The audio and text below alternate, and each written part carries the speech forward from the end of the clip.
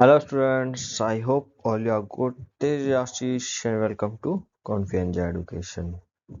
आज हम आपके लिए लेके आए हैं नेशनल पार्टीज, जो कि हम पॉलिटिकल पार्टीज का ही नेक्स्ट पार्ट है। पॉलिटिकल पार्टीज के दो पार्ट ऑलरेडी अपलोडेड है, ये उसका थर्ड पार्ट है जिसमें हम नेशनल पार्टीज के बारे में बात करेंगे। इससे पहले वाली वीडियो में हमने नेशनल पार्टी और स्टेट पार्टी के बारे में पढ़ा था कि नेशनल पार्टी कैसे बनती है, स्टेट पार्टी कैसे बनती है, या दोनों में डिफरेंस क्या क्या होता है। तो अब हम इस वीडियो में देखेंगे कि नेशनल पार्टीज कौन कौन सी हैं इंडिया में और वो कब बनी और किसने बनाई। So let's start. पहले हम देखेंगे all India Trinamool Congress party के बारे में, जिसको शॉर्ट फॉर्म है AITC। ठीक है, ये कब लॉन्च हुई, कब बनी? ये बनी 1 जनवरी 1998 को। किसके लीडरशिप में बनी? ममता बनर्जी। इनको आप जानते हो कि ये इस टाइम पे वेस्ट बंगाल की CM है। ठीक है, तो इन्होंने ये पार्टी बनाई थी, कौन सी? All India Trinamool Congress. कब बनाई थी? 1 जनवरी 1998 को। ठीक, इसको रिकॉग्नाइज मतलब इसको नेशनल पार्टी कब माना गया, कब इसको नेशनल पार्टी का खिताब मिला? 2016 में। ठीक है, 2016 में AITC नेशनल पार्टी बन गई थी। इस पार्टी का सिंबल क्या है? फ्लावर एंड ग्रास, जैसे कि आपको यहाँ पे दिख रहा होगा। फिर अब ये कमिटेड है किसके लिए? सेकुलरिज्म एंड फेडरलिज्म के लिए। सेकुलरिज्म क्या होता है कि किसी भी जो स्टेट है, जो भी स्टेट है, उसका जो गवर्नमेंट है उसकी, और ये जो पॉलिटिकल पावर्स है, उसमें किसी भी रिलीजन का कोई लेना देना नहीं होगा, इन्वॉल्वमेंट नहीं होगा। ये गवर्नमेंट का अपना कोई रिलीजन नहीं होगा। वो चीज़ होती है सेकुलरिज्म, धर्मनिरपेक्षता या धर्मनिरपेक्ष। ठीक है, फेडरलिज्म होता है संघवाद की ये जो स्टेट गवर्नमेंट है वो सेंट्रल गवर्नमेंट के साथ अपनी पावर शेयर करेगी। ठीक, फिर इसके बाद has been in power in West Bengal. ये पावर में है, AITC वेस्ट बंगाल में पावर में है। कब से है?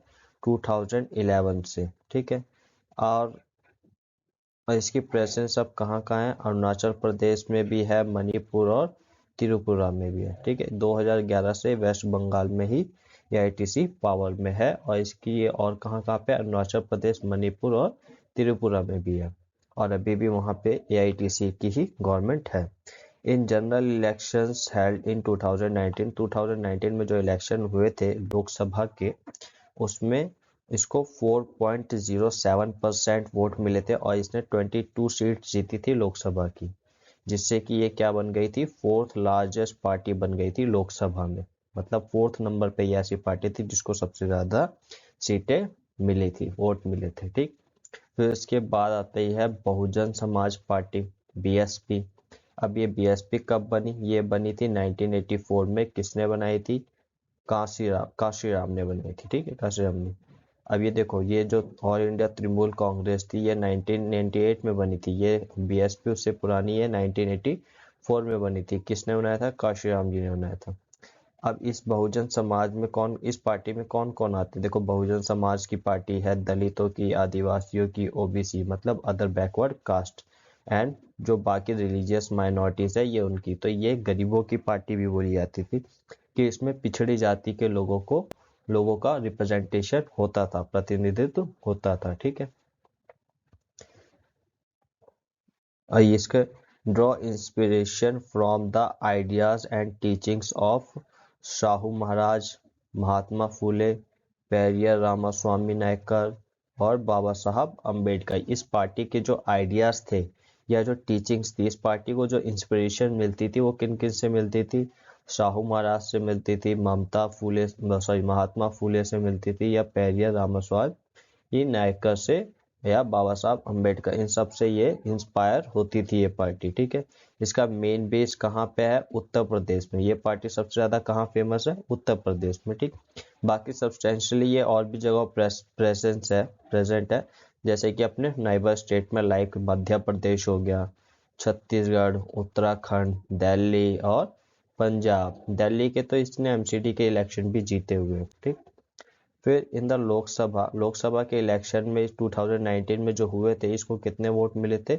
3.63% वोट मिले थे, और इसने सिर्फ 10 सीट्स सिक्योर की थी लोकसभा में। ठीक है, तो इसको 10 सीटें मिली थी लोकसभा में और AITC को 22 सीट्स मिली थी। इसका वोट परसेंटेज 3.63% था, इसका 4.07% था। ठीक है, तो ये भी क्या है, नेशनल पार्टीज है।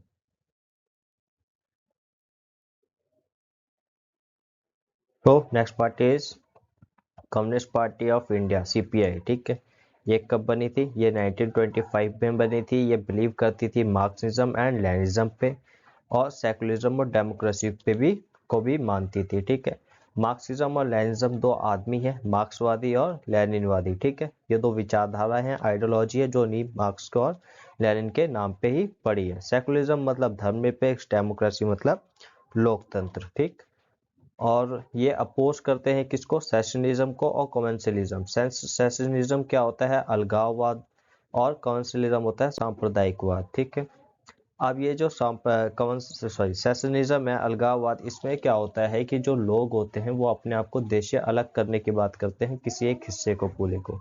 कमर्शियलिज्म सांप्रदायिक, मतलब सांप्रदायिकता के बारे में बात होती है, लोग अपना अपना संप्रदाय या सांप्रदायिक रूप से अलग या अपने आप को विशेष मानते हैं। ठीक, became weak after the split in the party in 1964 that led to the formation of the CPI-M। अब इसी पार्टी जो CPI है, ये 1964 में क्या हुई? अलग हो गई, टूट के दो पार्टियों में डिवाइडेड हो गई। इससे एक पार्टी अलग हो गई जिसका नाम पड़ा CPI-M, जिसके बारे में हम अभी पढ़ेंगे। CPI-M, ठीक है, communist party of India, Marxist.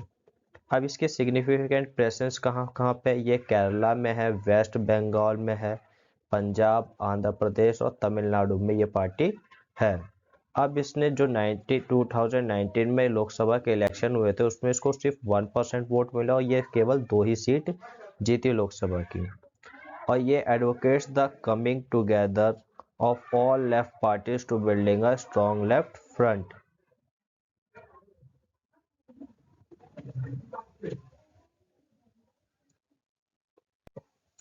इसने क्या किया था? ये सारी लेफ्ट पार्टीज को, जो लेफ्ट विचारधारा की थी, उनको एक साथ लेके आई और इसने एक अलायंस बनाया जिसे लेफ्ट फ्रंट के नाम से जाना जाता है। ठीक, फिर उसके बाद communist party of India, Marxist I, CPI-M।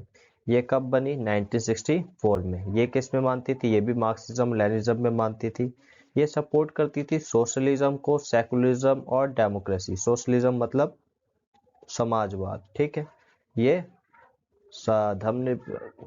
धर्मनिरपेक्ष, और ये डेमोक्रेसी, लोकतंत्र। ठीक, अब ये विरोध करती थी इंपेरियलिज्म और कम्युनलिज्म। ये था आपका सांप्रदायिकवाद और ये इंपेरियलिज्म है साम्राज्यवाद। ठीक, इन दोनों का ये क्या करते थे? विरोध करते थे। ये डेमोक्रेसी को ही एक्सेप्ट करते थे, मानते थे। Accept democratic elections as a useful and helpful means for securing the objective of social economical justice in India।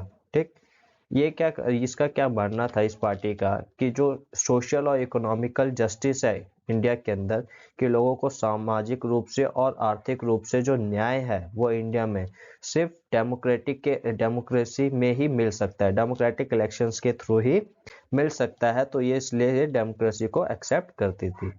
Strong support in West Bengal, Kerala and Tripura. इसको, इस पार्टी की जो प्रेजेंस थी वो वेस्ट बंगाल में बहुत स्ट्रॉन्ग थी, केरला और त्रिपुरा में भी।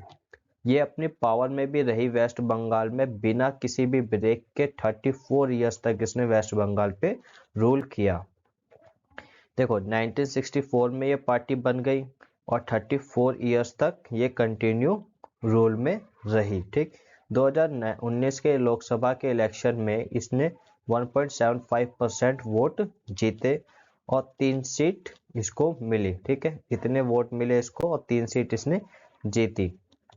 और ये इस पार्टी का चुनाव चिन्ह सिंबल है और ये CPI का चुनाव चिन्ह सिंबल है। ठीक है, अब ये याद रखना कि ये वेस्ट बंगाल में 34 इयर्स तक रूल किया है इसने बिना ब्रेक के। और ये पार्टी कब बनी थी? 1964 में बनी थी। ठीक, अब उसके बाद वहां पे अब वेस्ट बंगाल में कौन सी पार्टी रूल कर रही है?